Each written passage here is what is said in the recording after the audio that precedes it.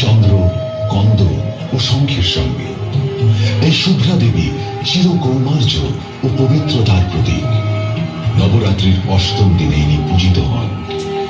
ভক্তি ভরে এর পূজা করলে সকল মানবের চিত্ত বাসনা অবিলম্বে পূরণ হয়। ইনি রাহুর নিয়ন্তা এবং সৌভাগ্যদায়িনী।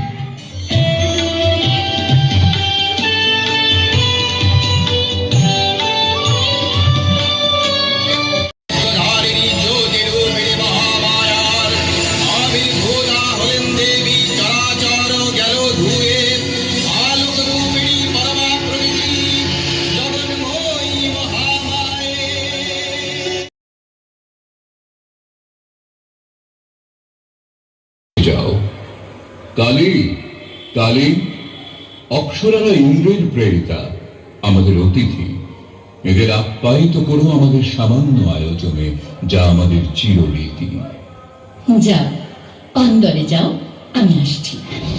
তুমি আমাকে কালো বলে অপমান করলে?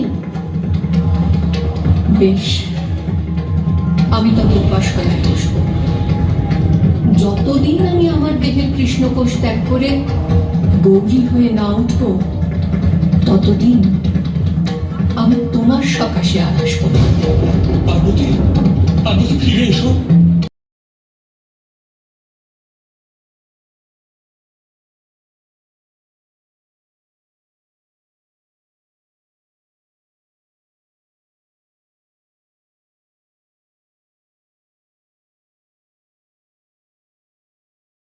পেছনে ইন্দ্রের হয়তো তার চিত্ত বিক্ষিপ্ত করার কোন ছল আছে।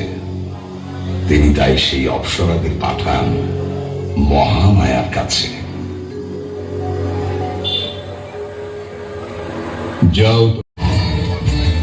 এই দেবী, আপনি কে? আমি মূল প্রকৃতি,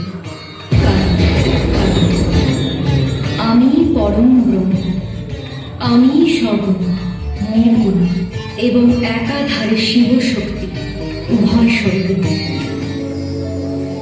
একসময় মহাদেব যখন কৈলাসে বসবাস